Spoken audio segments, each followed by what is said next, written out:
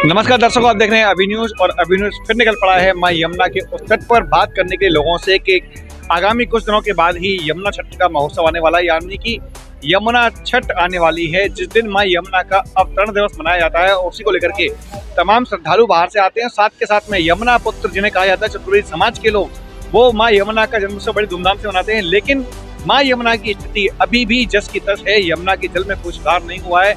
यमुना में अभी भी नाले गिर रहे हैं। इसी बात को लेकर के हमने बात करने के लिए यहाँ पर आए हैं, तो उन लोगों का क्या कहना है इस बारे में बात करते हैं लोगों से। आपका नमस्ते जी, बताएं यमुना की स्थिति आज भी वही के वही है और 2 दिनों के बाद में माँ यमुना का जन्मोत्सव मनाया जाने वाला है, क्या कहेंगे? हम तो भैया तुमसे परेशान हो गए और अपने आप से खुद से परेशान हो। क्यों परेशान हो गए कि इस सरकार पे, इन नेताओं पे, अधिकारियों पे तो कुछ है नहीं असर। ये तो इतनी मोटी चर्बी के हो चुके। मैंने आपका कल का भी देखा, मसानी नाले का जो आप दिखा रहे थे, और मैं तो खुद भी जाता हूँ, तुलसी वन का नाला, मसानी का नाला, और ये यमुना जी तुमको दिख ही रही है। परसों यमुना छठ का पर्व है, सबसे बड़ा यमुना जी का दिन है।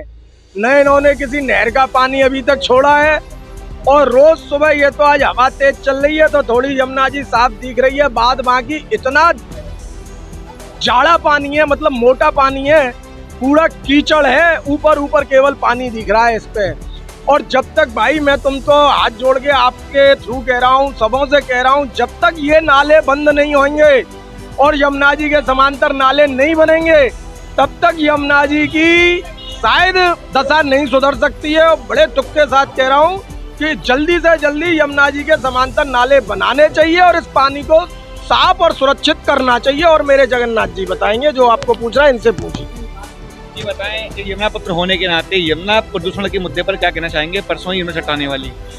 देखिए, यमुना छठ तो 7 तारीख को आने वाली है, परंतु कितनी बार मीडिया से भी कहा है, सबसे कहा है, नगर निगम के चेयरमैन साहब से भी कहा है। अब मेरा तो आग्रह मंत्री जी से, मुख्यमंत्री योगी जी से है कि कम से कम यमुना छठ 7 तारीख को कम से थोड़ा व्यवस्था पानी की हो जाए। और एक ये नाले, जो मेन मसानी का नाला है, ये 24 घंटे चलता है और इसकी वजह से इतनी दुर्गंध आती है।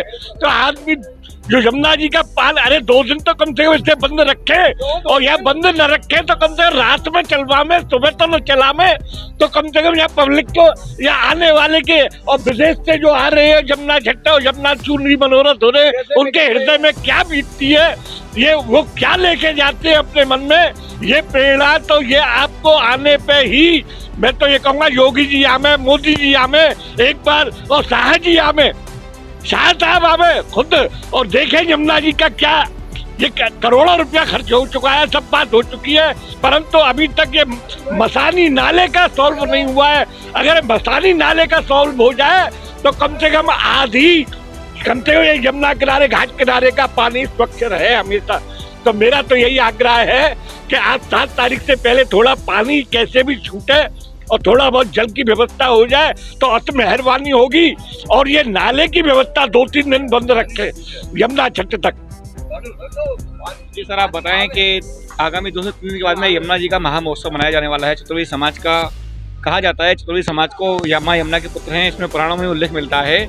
और यमुना पुत्र होने के नाते यमुना की जो स्थिति है, इस पर क्या कहना चाहेंगे?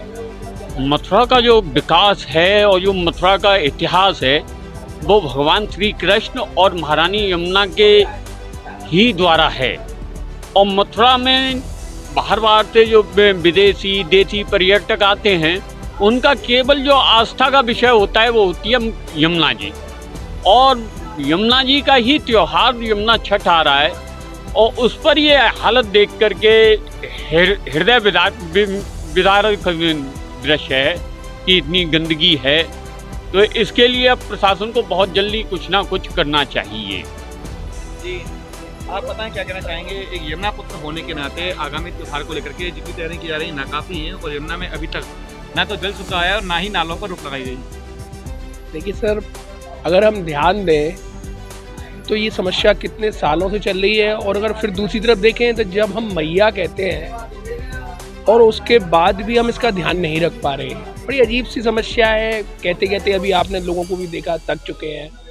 बाहर जहाँ मैया नहीं कहते, केवल नदी कहते हैं, वो लोग अपनी नदियों का इतना ध्यान रखते हैं उसको रेवेन्यू का साधन बनाते हैं, अपनी जीडीपी बढ़ाते हैं। टूरिज्म बढ़ने का मतलब सारे व्यापार बढ़ना होता है, लेकिन शायद हम ये कभी नहीं समझ पाए। और वास्तव में सरकार इन पहलुओं को थोड़ा सा ध्यान जरूरी देना चाहिए। और ये बहुत ज़रूरी चीज़ है कि आज जो त्यौहार आ रहा है, इन त्योहारों से ही हमारी पहचान होती है, और उन त्योहारों की पहचान शायद यमुना जी है, इस तीर्थ स्थल की पहचान। तो थोड़ा सा तो हमें ध्यान देना चाहिए। और ये बहुत एक चिंतनीय विषय है कि शायद गवर्नमेंट इतनी सिंसियर और सीरियस नहीं है। Thank you. तो दर्शकों, देखा आपने किस प्रकार से यमुना पुत्रों का कहना है कि माँ यमुना जब तक साफ नहीं होगी, जब तक त्योहारों के मनाने से कोई लाभ नहीं होने वाला। और सत्यता है कि जब तक हमारी आस्था पर चोट इस प्रकार से की जाती रहेगी, यमुना में नाले बहते रहेंगे, तब तक माँ यमुना का पान करना लोगों को कैसे भाएगा। अब देखना होगा सरकार यमुना छठ से पहले किस प्रकार से लोगों की आहत हुई भावनाओं को संभालने का प्रयास करती है, किस प्रकार से माँ यमुना को स्वच्छ करने का प्रयास करती है, और क्या कभी माँ यमुना में बह रहे नालों पर रोक लग पाएगी। तो मेरी सरकार से पुनः एक बार फिर से गुजारिश है कि आगामी त्योहारों को लेकर के, आगामी त्योहारों को देखते हुए जल्द से जल्द इन लोगों की भावनाएं आहत ना हो, ऐसे प्रयास किए जाएं। और साथ के साथ में कुछ दिनों के लिए ही सही यमुना के नाले बह रहे हैं उनको टेप किया जाए। फिलहाल के लिए इतना ही। मैं अपने सहयोगी आकाश बंसल के साथ गोपाल चतुर्वेदी, अभी न्यूज। कल्याणम करोति आपकी सेवा में हमेशा तत्पर। यदि आपको है सुनने में तकलीफ, कम अथवा ऊंचा सुनाई देना, टीवी देखते समय वॉल्यूम को ऊंचा करके सुनना, कानों में सीटी बजने सी आवाजें आना, अक्सर एक ही बात को दोहराने का आग्रह करना, जैसी समस्या है तो आप श्रवण जांच केंद्र पर आएं, जिसमें सभी प्रकार की जांच और परामर्श की सुविधाएं उपलब्ध हैं। आज ही आए कल्याणम करोति, सरस्वती कुंड के पास, मथुरा।